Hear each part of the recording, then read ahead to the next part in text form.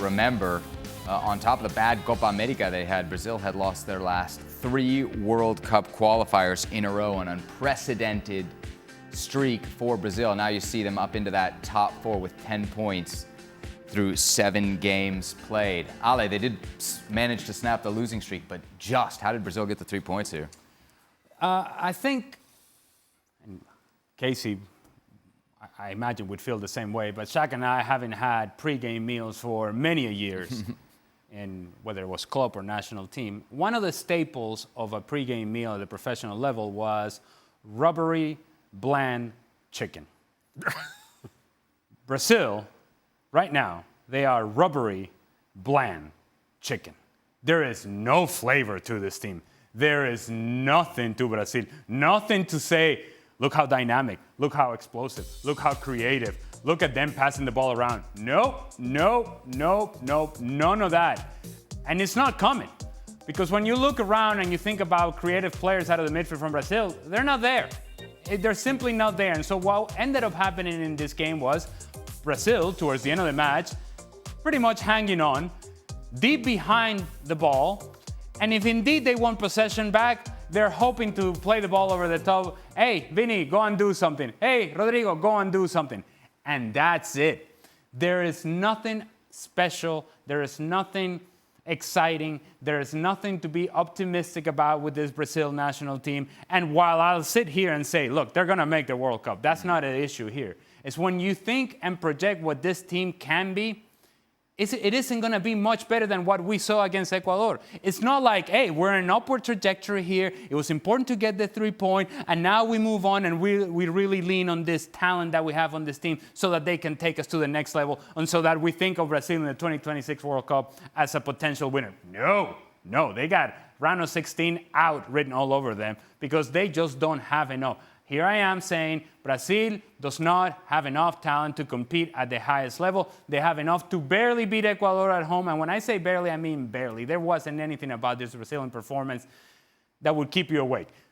Truth be told, if it were my job and my responsibility to watch this game, I would have gone to bed. That's how bad it was. Bland chicken. I totally agree. And while I said when the Rodrygo goal came at a time that maybe Brazil were dominating, the second half was very even. Brazil against Ecuador, it was very even. And as I looked at this Brazil team, and maybe part reflecting on a discussion we had on Extra Time yesterday talking about Socrates and his inability to win at the highest level, you compare this Brazil to that Brazil of the 80s, and it just feels so underwhelming. But then you look at the personalities. Paqueta as an example, plays for one of my former clubs in West Ham.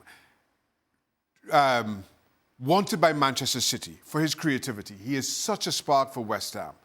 There was nothing on display in yesterday's game from Paqueta in terms of that creativity.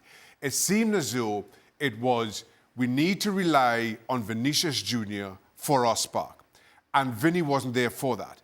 And while I have sat here and been very critical of Neymar and how at times I think he hogs the limelight for Brazil and maybe takes away from the others, it just seems as though that this Brazil is in desperate need of that kind of a personality, that kind of a talent. And it reminds me of an Argentina when they weren't winning things, how their only focus was getting the ball to Lionel Messi and standing back.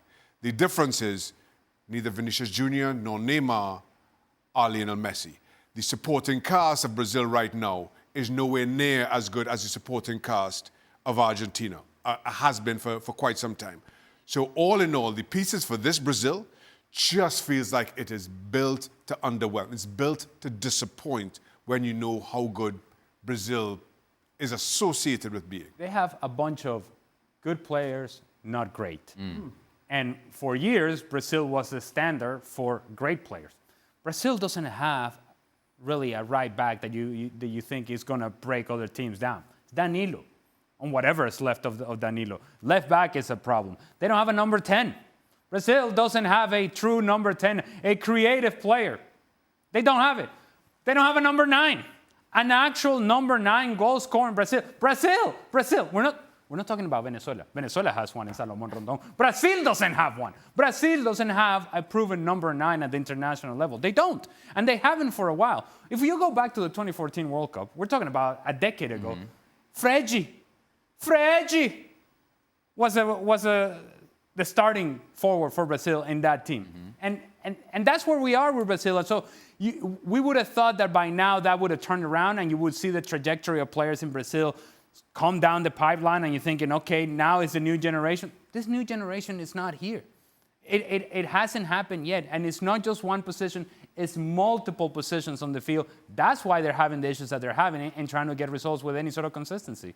All right, so Brazil beats Ecuador by a final score of 1-0.